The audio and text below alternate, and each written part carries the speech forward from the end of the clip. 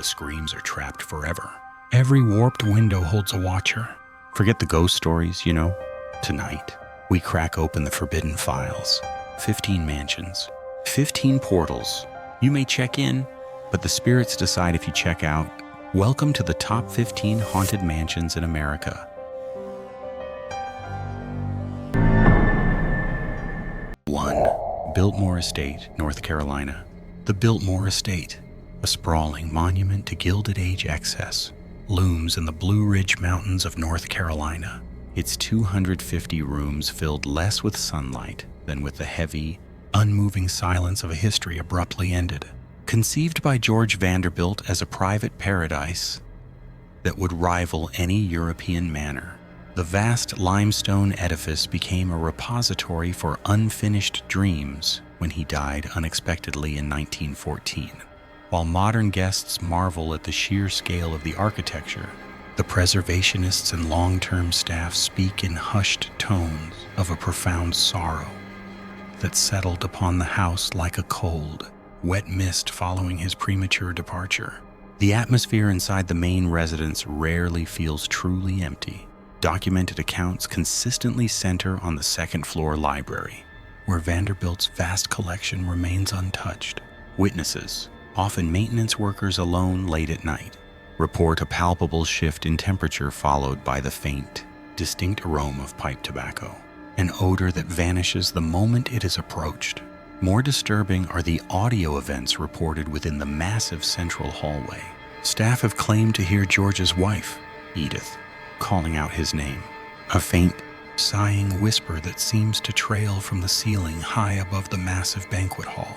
It is a sound of pure, unadulterated grief, acoustically verifiable and yet impossible to locate at a fixed source. The most unsettling and physically interactive phenomena occur near the enclosed spiral staircase and the hidden recesses of the indoor swimming pool. Reports confirm that multiple visitors have been pushed, lightly but intentionally, near the railing of the third floor where the family's private quarters once stood. Furthermore, the stagnant, perpetually cold air of the empty pool room sometimes echoes with muffled splashing sounds and disembodied laughter, even though the pool itself has been drained and sealed for decades. Those who document the estate's long-term anomalies agree. The estate is not merely haunted by residual memory. It is actively occupied by forces unwilling to concede the property to the living, forever frozen in the very moment the Vanderbilt's extravagant dream began its slow, inevitable collapse. 2. The Breakers, Rhode Island. The Atlantic wind that scourges the marble facade of the Breakers carries more than just salt spray. It carries the residual chill of immense, unforgiving wealth. This 70-room Italian palazzo, a monument to the Gilded Age excess of the Vanderbilt dynasty, was never intended for comfort, only for declaration. Beneath the gilded ceilings and crystalline chandeliers, the very air feels thin, burdened by the silent testimony of a century of rigid hierarchy. It stands cold and defiant against the sea, a perfect vessel for history that refuses to settle. The legend maintains that true peace never settled here, even when the property was alive with activity. When Cornelius Vanderbilt II suffered a debilitating stroke in 1899, the mansion became a mausoleum of forced gaiety presided over by his formidable wife, Alice. But the deepest residual energy belongs not to the transient owners, but to the invisible army of servants, footmen, maids, and kitchen staff who silently maintain the illusion of perfection within the oppressive structure.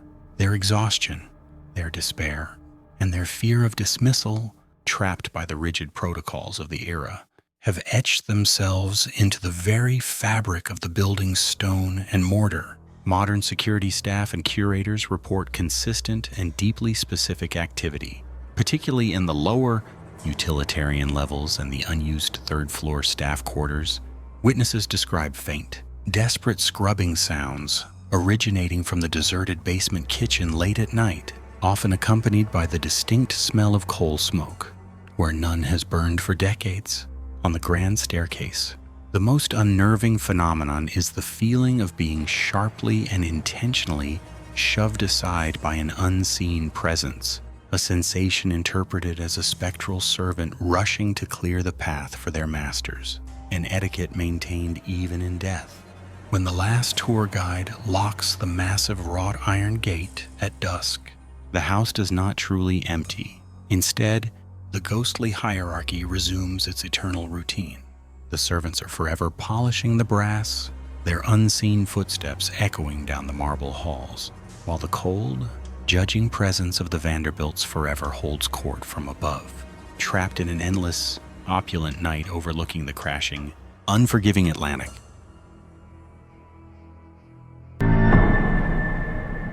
3. Marble House, Rhode Island. The Marble House stands as a monument to impossible wealth, a gleaming white sepulchre facing the cold Atlantic wind. In Newport, Rhode Island, its pristine facade belies a pervasive, deep cold that transcends temperature, felt even on the warmest summer days. Built in the 1890s for William Kissam Vanderbilt, it was intended as a social temple, but those who maintain the mansion today understand it functions more as a cage, holding something desperately lonely within its 50 rooms. Alva Vanderbilt supervised every block of imported marble, ensuring the construction cost the equivalent of hundreds of millions today. Yet, this Gilded Age excess could not mend a broken marriage or ensure domestic bliss. The true sorrow began after Alva divorced William and remarried, leaving the house behind. Staff legends describe the property feeling profoundly rejected after her departure. Imbued with her restless ambition and disappointment, the house seems to mourn the life it was meant to contain but ultimately failed to capture. The primary paranormal activity centers around the immense grand staircase and the opulent gold room. Security personnel frequently report the distinct sound of heavy, trailing silk skirts ascending the central steps when the building is completely empty and locked down. More disturbing are the claims from maintenance crews working in the gold room. They describe a sudden, suffocating pressure accompanied by the unmistakable aroma of expensive, vintage French perfume, a scent that materializes and vanishes instantly. Objects, particularly ornate silver photo frames, are routinely discovered inverted or inexplicably moved several feet across tables overnight. These manifestations are not malicious, but possess a profound, demanding presence, attributed by many to Alva herself, eternally supervising her masterpiece. The marble house remains immaculate, yet eternally unsettled. It serves as a stark reminder that even the most extravagant fortifications of human vanity cannot keep out the cold, persistent shadow of true despair.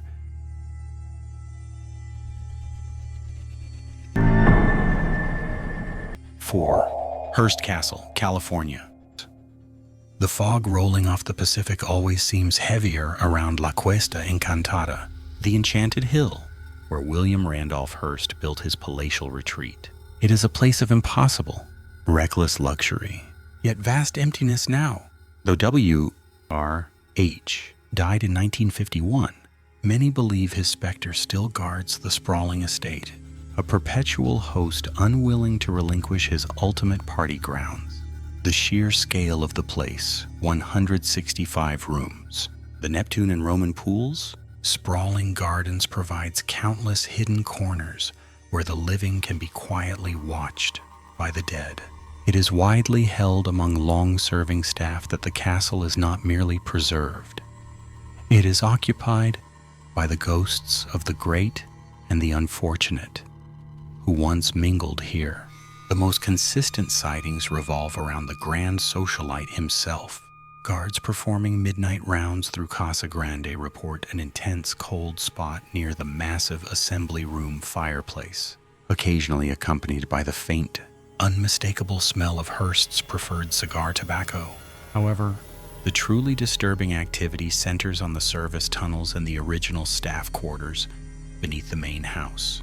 Workers have frequently reported apparitions of servants' uniformed figures rushing silently through hallways, perpetually preparing for a lavish party that ended decades ago. They appear frantic, pale, and completely oblivious to the modern world, sometimes brushing past living staff with a sudden, icy chill that leaves localized frost on the skin. The echoes of the castle's golden age are most palpable after sundown. The sound of muffled conversation and distant, joyous laughter is reported emanating from the Neptune pool late at night. Long after the last tour group has departed, it is the phantom clamor of the 1930s high society looped endlessly through the stillness of the mountain air, an unending performance of excess. To witness it is to momentarily step into his gilded cage, where wealth purchased everything but peace. He remains the vigilant owner, silently monitoring his spectral guests from the shadows, ensuring that his greatest possession, the castle itself, never truly falls quiet.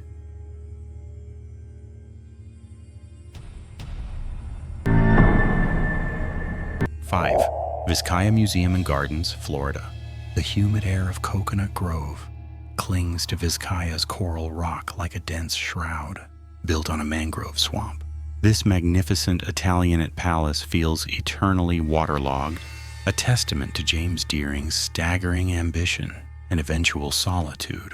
Even at midday, the vast estate harbors shadows that seem too deep for the bright Florida sun, creating a pervasive and unsettling atmosphere. Visitors often speak of a profound sadness, an awareness of observation emanating from the upper floors, specifically the areas that once housed Deering's private staff, a sense that the house never ceased its function as a private estate. Deering, heir to the international harvester fortune, constructed this elaborate retreat only to live in it briefly before his death in 1925. His presence, however, reportedly never departed. The most frequently cited phenomena occur in the Eastern Service Wing, an area designed for domestic staff who were often isolated and overworked. Doors slam shut in empty hallways, and the distinct, acrid scent of pipe tobacco Deering's preferred blend often wafts through the library.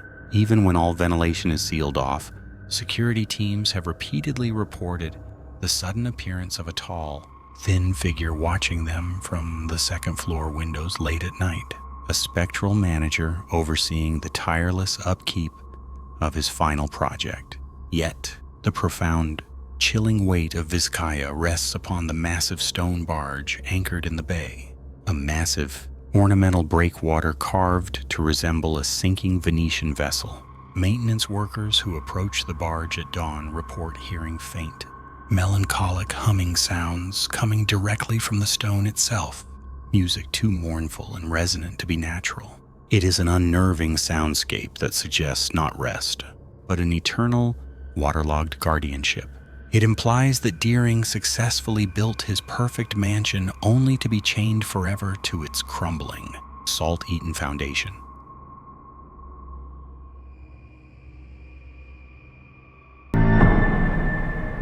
Six, Lyndhurst Mansion, New York. Lyndhurst, the Gothic Revival masterpiece overlooking the Hudson, carries the architectural weight of a profound melancholy. Its intricate, castellated facade in Tarrytown is a monument to wealth and isolation, a structure deliberately designed to evoke a romantic, yet unsettling, medieval atmosphere. Even under the bright midday sun, the vast, echoing silence inside the mansion suggests an occupancy far removed from the living. This feeling is often attributed to the legacy of the Gould family, who held the estate for decades, ensuring that the heavy stone walls became synonymous with their own rigid, enduring presence. The mansion's most persistent spectral resident is rumored to be Helen Gould, the daughter of railroad tycoon Jay Gould. Though celebrated for her devout piety and extensive charity work, Helen lived a quiet, rigid life within the stone walls of Lyndhurst until her death in 1938. The legend posits that her commitment to the estate was so absolute that her spirit never departed the expansive property she helped maintain. Employees and historical preservationists report a pervasive, almost palpable sense of supervision emanating from the mansion's upper floors, especially near the sprawling library and the heavily curtained bedrooms where the family often retreated. The manifestations at Lyndhurst tend to be subtle but intensely sensory. Security logs frequently note severe and localized thermal anomalies, pockets of freezing air that resist explanation, particularly within the main gallery and the winding, dark corridors of the servants' wing, an area Helen Gould meticulously oversaw. Visitors have reported the distinct, unsettling scent of very old lavender and decaying roses suddenly overwhelming specific rooms, only to vanish instantly. More disturbingly, there are claims of keys rattling faintly in vacant rooms, and the distinct sound of heavy silk skirts brushing against the parquet flooring, suggesting a watchful figure is continuously moving through the house, ensuring everything remains in its proper, eternal place. To stand in the shadowed halls of Lyndhurst is to understand that the wealth poured into its construction bought not just a home, but an endless vigil. The mansion is not haunted by trauma, but by duty, a meticulous, cold dedication that ensures the Gould era never truly concludes, locking the past and the present together in an unyielding, Gothic grip.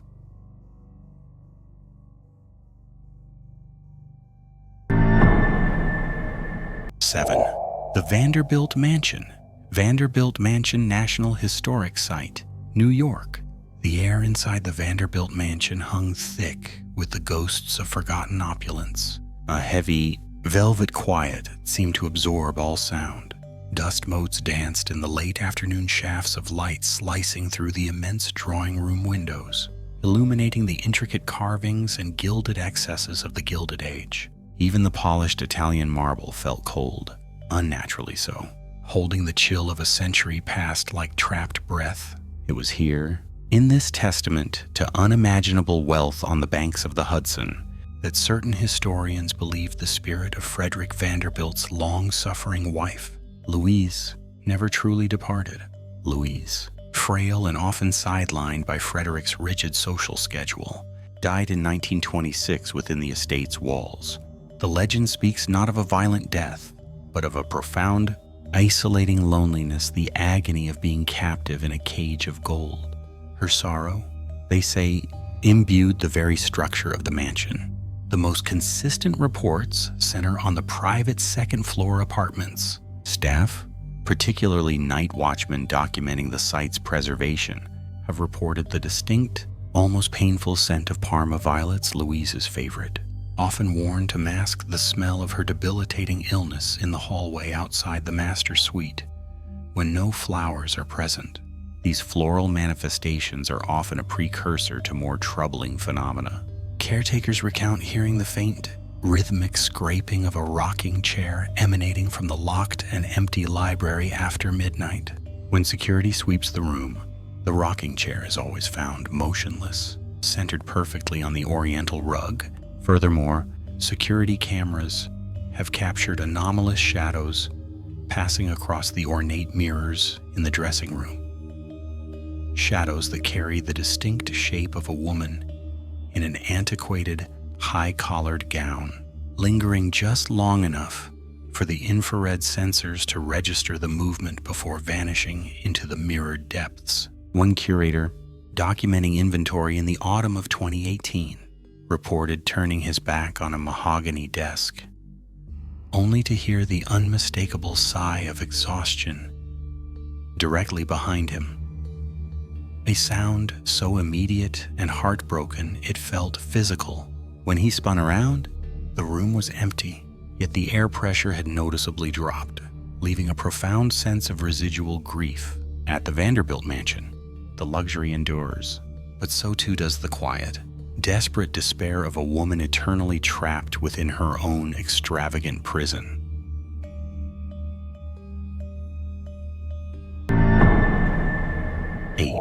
Kykuit Rockefeller Estate, New York. The Hudson Valley mist clung to the granite walls of Kykuit, the stone edifice appearing less like a grand estate and more like a mausoleum crowning the hill. Even the manicured gardens, sculpted by the immeasurable wealth of the Rockefeller dynasty, felt cold and unnaturally still under the oppressive October sky. It is a place of absolute privacy, where the weight of a century of dynastic ambition and guarded secrets settles heavily on the chest of any visitor. For decades, the staff have whispered about the 6th floor, the former domain of John D. Rockefeller Jr., who spent his last years here, isolated and focused on his immense philanthropic endeavors and perhaps on escaping something less tangible. The legend speaks not of a single spirit, but a pervasive, almost corporate malaise. Cleaners routinely report light bulbs exploding just moments after being replaced, and doors, securely bolted hours before, found wide open to the chill night air. The most disturbing occurrences cluster around the subterranean levels, the vast archives where the family's legacy is meticulously preserved. One security guard, forced to patrol the labyrinthine corridors late one winter night, reported hearing the rhythmic, heavy clatter of a cane echoing through the empty marble halls. The sound would approach rapidly, stop inches from his back, and then vanish entirely, leaving behind a faint to sharp scent of antique pipe tobacco. More recently, technicians reviewing surveillance footage noted instances where deep shadows, impossibly defined in the brightly lit library, seemed to detach themselves from the corners of the room and glide silently towards the camera lens, momentarily obscuring the view before dissolving into nothing. Kykuit does not suffer a dramatic specter in chains. It hosts the quiet, crushing presence of history itself. The house seems less haunted by a dead relative and more by the suffocating inertia of unimaginable power, waiting, always watching from the shadow lines of the meticulously curated estate. When the great iron gates swing shut at dusk, the house truly begins its work.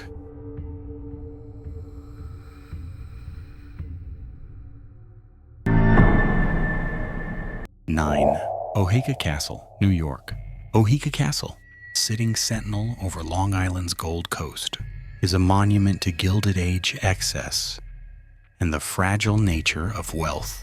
Built between 1914 and 1919 by financier Otto Hermann Kahn, this sprawling chateau was meant to be his permanent legacy, a place of unimaginable parties and power. But legacies often retain more than just stones and mortar. Following Kahn's death in 1934, the estate fell into severe disrepair, serving briefly as a military academy before nearly collapsing. The extensive, meticulous restoration of the 1980s saved the structure, yet perhaps only served to awaken the former residents still trapped within its limestone walls. The legend maintains that Otto Kahn himself never truly left the 109-room estate he so fiercely adored. Guests and staff often report a distinct, heavy presence on the upper floors, particularly near the grand ballroom and the library where Kahn conducted much of his business. The air in these rooms sometimes drops several degrees without explanation, followed by the faint aroma of expensive pipe tobacco, a smell nobody present is smoking. This is frequently accompanied by the sound of keys jangling faintly on tile, as if a meticulous owner is conducting a final, silent inspection of his domain before dawn breaks. More disturbing are the encounters reported by the modern catering and hotel staff, who must navigate the castle after midnight. In the early morning hours, figures are seen moving across the third-floor balconies, tall, indistinct shadows that vanish when approached. Security footage has captured doors autonomously swinging closed in empty hallways, and the sound of muffled conversations echoing from the shuttered rooms of the original staff quarters. Voices that cease the moment a human enters. The most persistent claim involves the elevator. Sometimes late at night, it ascends slowly to the second floor, pauses, the old mechanic's groaning, and then descends without the call button having been pressed. Carrying no one visible, Oheka was resurrected as a venue for celebration, but the atmosphere remains permeated by the spectral oversight of its first master, a host who is always watching, always judging, and demanding a silence the living can never truly give.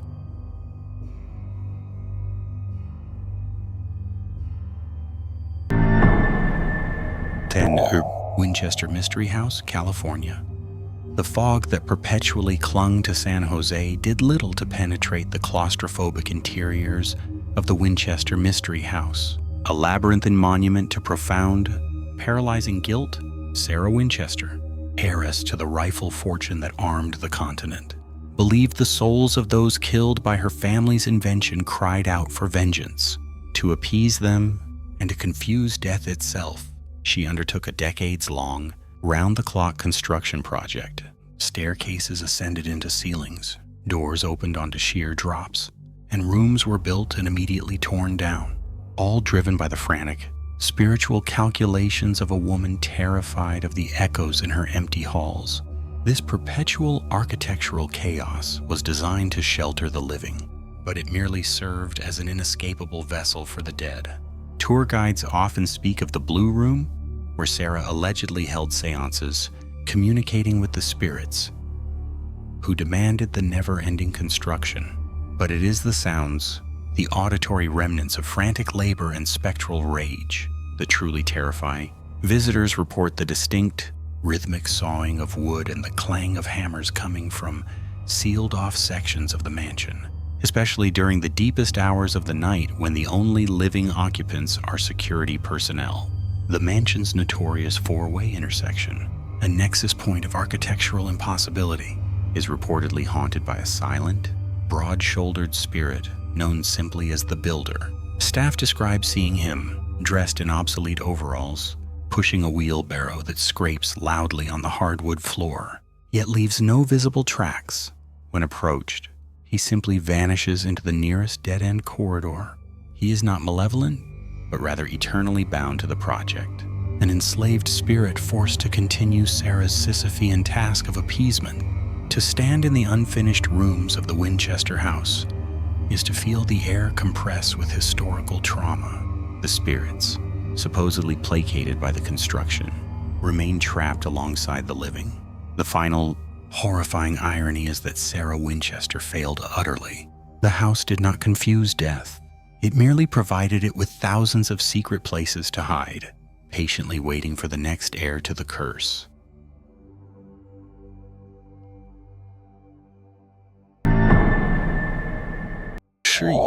Filoli Historic House and Garden, California. The damp, coastal fog often clings to the foothills surrounding the Filoli Estate, a gilded shroud over the sprawling Georgian Revival mansion built in 1917. Beyond the famous reflecting pools and structured rose gardens, there is an unsettling silence that the groundskeepers dare not disturb after dusk. It is a quiet that implies observation, the heavy, lingering presence of those who never truly relinquished ownership. The original owner, Mr. William Bourne, a mining magnate, infused the property with his philosophy: fight, love, live, yet, according to local legend, his fight against mortality was waged most bitterly on the property itself. After a series of personal tragedies, including the loss of an heir, Bourne allegedly dabbled in spiritualism, convinced the granite and redwood construction could serve as a permanent anchor for the family's presence. This desperate effort may have succeeded too well, trapping not only his own spirit, but the spectral echoes of the staff who maintained the house through 2 world wars. The most intense activity centers around the ballroom and the servants' wing. Guests often report catching swift, cold drafts in the perfectly temperature-controlled library, accompanied by the faint, distinctive odor of pipe tobacco that no living employee smokes. In the dimly lit upper hallways, the heavy, rhythmic tread of invisible footsteps has been cataloged by security tape steps that abruptly halt outside the locked linen closets. But the definitive haunting belongs to the kitchen pantry, where the persistent scraping of a heavy iron pot is heard, sometimes punctuated by the frantic, whispered admonishment of a long-dead cook demanding silence. One recent evening, a historian cataloging artifacts in the drawing room felt a gloved hand brush the nape of his neck. Turning instantly, he saw nothing but the deep, polished mahogany reflecting his startled expression. Yet, the air was suddenly charged and from the empty doorway, a voice soft, precise, and utterly devoid of warmth whispered, "The garden needs weeding." At Filoli, the work is never finished, and some residents simply refuse to clock out.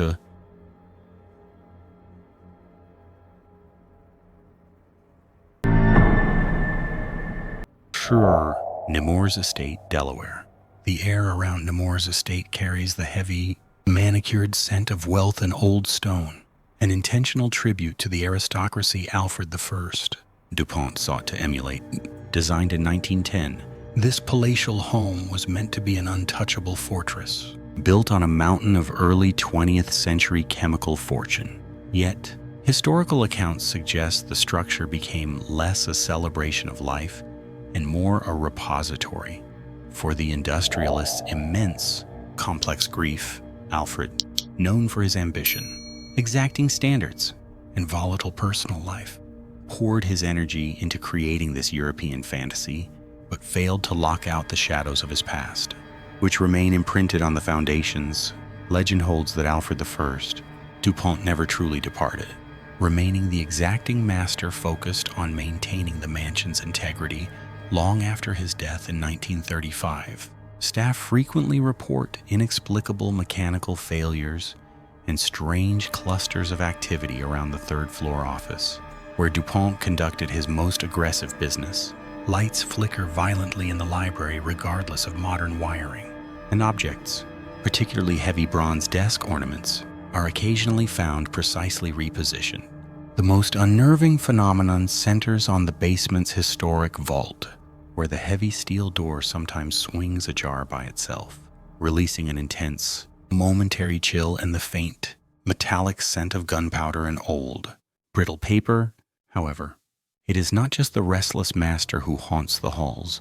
Visitors traversing the long gallery, adjacent to the preserved master suites, have documented sudden, debilitating episodes of crushing melancholy, linked by parapsychologists to the emotional residue of Alfred's tumultuous relationships.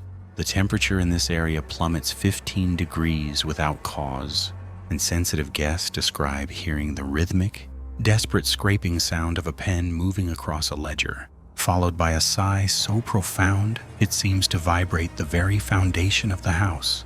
DuPont built Nemours to display his dominion over industry and nature, but the invisible entity that occupies the estate now displays only the agonizing permanence of his failure to find peace. His wealth remains, but the unseen holds his tormented soul hostage.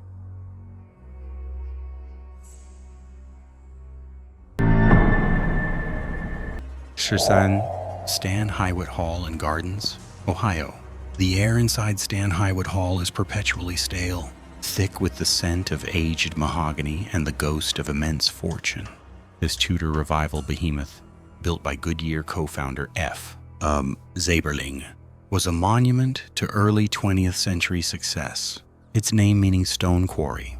Yet, the stones hold more than silence. After the living departed, a deep, pervasive cold settled into the estate, suggesting that the spirits of the Zaberling dynasty simply retreated into the shadows of their 65-room fortress. Unwilling to relinquish ownership of their perfect, solitary world, they remain Stan Hywet's proprietors, perpetually judging the efforts of the modern world to preserve the gilded cage they built for themselves. It is the second floor, specifically, that often feels the heaviest. Guests and staff have repeatedly reported the distinct sound of a grand piano playing in the vast music room, sometimes a lively ragtime tune, sometimes a slow, melancholic dirge, only for the room to be empty when investigated. Crucially, the melody invariably ceases the precise moment the entrance door is opened. Another recurring phenomenon centers on the library. The potent smell of expensive pipe tobacco often wafts through the silent reading room, accompanied by the distinct auditory hallucination of someone clearing their throat in the leather-bound silence, as if awaiting service from a long-gone footman. However, the most unnerving reports involve direct observation. Security cameras, positioned near the servant stairwells, have captured fleeting silhouettes tall, dark shapes resembling early 20th century suits that dissolve upon closer inspection. These specters are not residual, they are intelligent, reacting to those who observe them. Staff cleaning the expansive master suite report the uncanny sensation of being watched from the periphery, and items placed carefully on a bedside table are often found inexplicably moved, sometimes merely a few inches, as if critiqued by an invisible hand. The chilling reality is that the family never left. They simply withdrew from view, ensuring that the heavy weight of their legacy never truly lifts from the Ohio soil.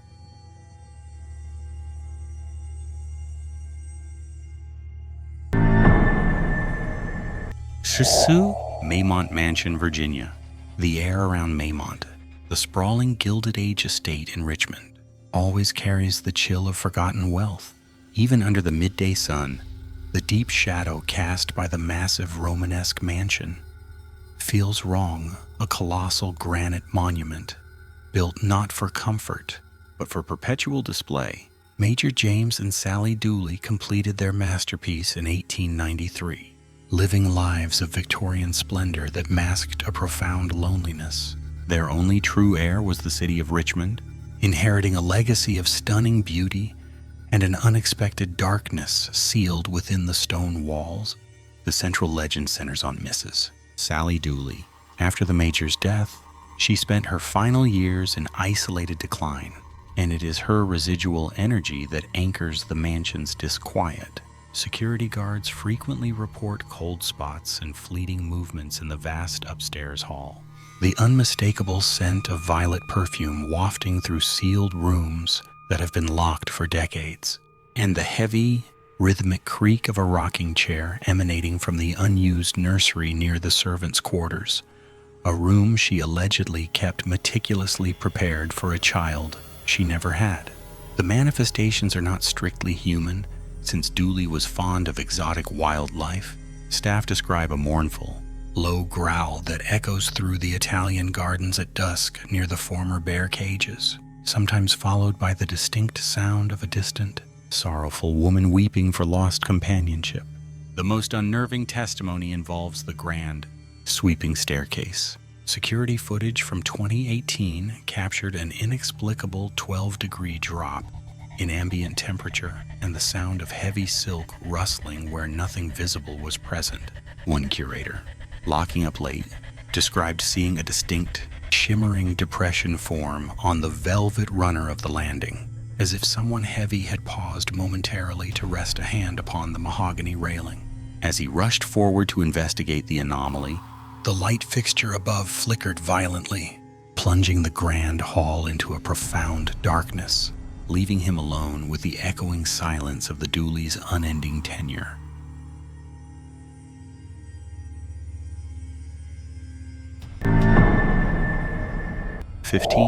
Drayton Hall, South Carolina.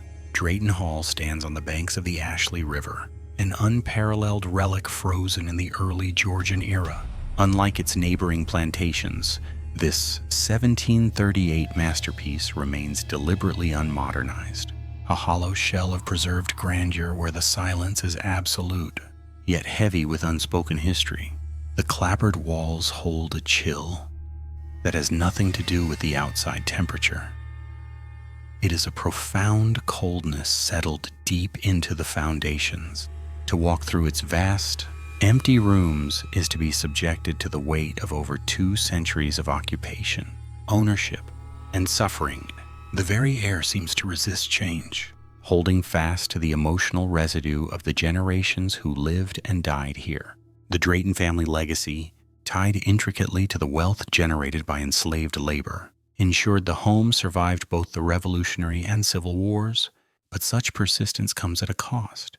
Preserving not only the architecture but the spiritual trauma, the most persistent legends center on the spectral presence of Colonel Drayton and the restless spirits of those whose lives were confined to the surrounding plantation grounds. Visitors and conservation staff report a profound, almost painful sense of surveillance emanating from the second-floor windows, especially at dusk.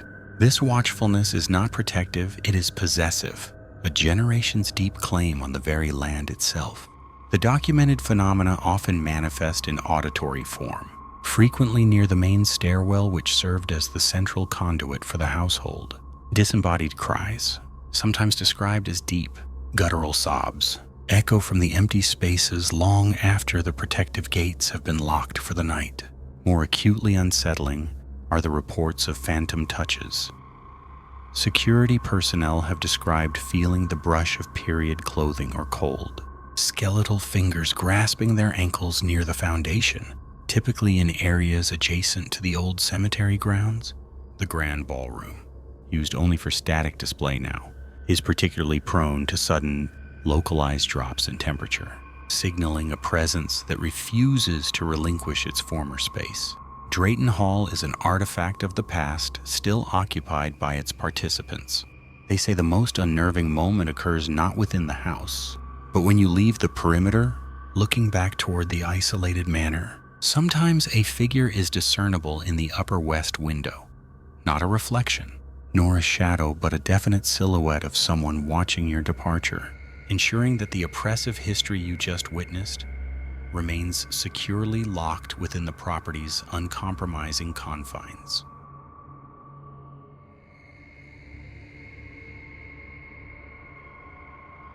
That's our countdown of the top 15 haunted mansions in America, from the chilling hallways of the Winchester Mystery House to the unsettling history of the Lemp Mansion. These sites prove that some stories refuse to die. If these ghostly tales sent a shiver down your spine, hit the like button and subscribe for more deep dives into the paranormal. Until then, sleep tight. If you dare,